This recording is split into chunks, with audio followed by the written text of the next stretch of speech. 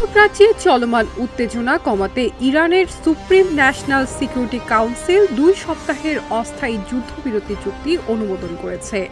এই চুক্তি নতুন সর্বোচ্চ নেতা আয়াতুল্লাহ মোস্তফা খামেনির সম্মতিতে সম্পূর্ণ হয়েছে। মেহর নিউজ এজেন্সিতে প্রকাশিত বিবৃতিতে ইরানের পক্ষ থেকে বলা হয়েছে, এই যুদ্ধবিরতিকে তারা ইরানের বিজয় হিসেবে দেখছে। পরিষদ জোর দিয়ে উল্লেখ করেছে যে এটি যুদ্ধের পুরো সমাপ্তি নয়, বরং স্থায়ী সমাধানের দিকে একটি প্রাথমিক পদক্ষেপ। ইসরায়েল ও আমেরিকা তাদের সর্বোচ্চ শক্তি দিয়েও ইরানের কাছে মাথা নত করতে বাধ্য হলো। এর মূলে ছিল যুক্তরাষ্ট্রকে অর্থনৈতিকভাবে কাবু করা। যুক্তরাষ্ট্র ও ইরানের উত্তেজনার প্রেক্ষাপটে হরমুজ প্রণালী আবারও আন্তর্জাতিক আলোচনার কেন্দ্রবিন্দুতে উঠে আসে। বিশ্লেষকদের মতে এই অঞ্চলকে ঘিরে ইরান এমন কিছু পদক্ষেপ নেয় যা ডোনাল্ড ট্রাম্পের নীতিকে বড় ধরনের চ্যালেঞ্জের মুখে ফেলে। হরমুজ প্রণালী দিয়ে বিশ্বের প্রায় 1/3 জ্বালানি তেল পরিবাহিত হয়।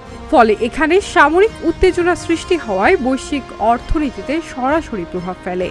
আর এই সুযোগটাই সরাসরি কাজে লাগালো ইরান এই পথ নিয়ন্ত্রণে নিয়ে যুক্তরাষ্ট্র এবং তার মিত্রদের ওপর চাপ সৃষ্টি করে। বিশেষজ্ঞদের মতে ইরান ইসলামিক রেভলিউশনারি গার্ড কর্পসের মাধ্যমে এই অঞ্চলে সামরিক উপস্থিতি বাড়িয়ে তোলে এবং বিভিন্ন সময় তেলবাহী জাহাজ আটক হয়। এর ফলে আন্তর্জাতিক বাজারে তেলের দাম অস্থির হয়ে পড়ে এবং যুক্তরাষ্ট্রের ওপর কূটনীতিক চাপ বৃদ্ধি পায়।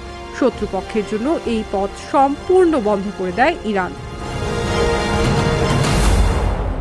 অন্যদিকে যুক্তরাষ্ট্র সরাসরি বড় ধরনের সামরিক পদক্ষেপ নিতে দ্বিধায় পড়ে, কারণ এই প্রণালীতে সংঘর্ষ ছড়িয়ে পড়লে তা দ্রুত একটি বৃহৎ আঞ্চলিক যুদ্ধে রূপ নিতে পারে। ফলে ট্রাম্পের প্রশাসনকে অনেক ক্ষেত্রেই সতর্ক এবং সীমিত প্রক্রিয়া দেখাতে হয়, যা কিছু বিশ্লেষকদের দৃষ্টিতে কৌশলগত দুর্বলতা হিসেবেও বিবেচিত হয়েছে। এমন উত্তেজনাপূর্ণ পরিস্থিতির মধ্যেই মধ্যপ্রাচ্যের চলমান সংঘাত কমাতেই ইরান এই গুরুত্বপূর্ণ কূটনৈতিক সিদ্ধান্ত নেয়। দেশটির সুপ্রিম ন্যাশনাল সিকিউরিটি কাউন্সিল 2 সপ্তাহের একটি অস্থায়ী যুদ্ধবিরতি চুক্তি অনুমোদন করেছে। আর এই সিদ্ধান্ত নতুন চূড়ান্ত নেতা আয়াতুল্লাহ মোস্তফা খামেনির সম্মতিতে গৃহীত হয়েছে। Shiny Alam Chowdhury, Dhaka journal.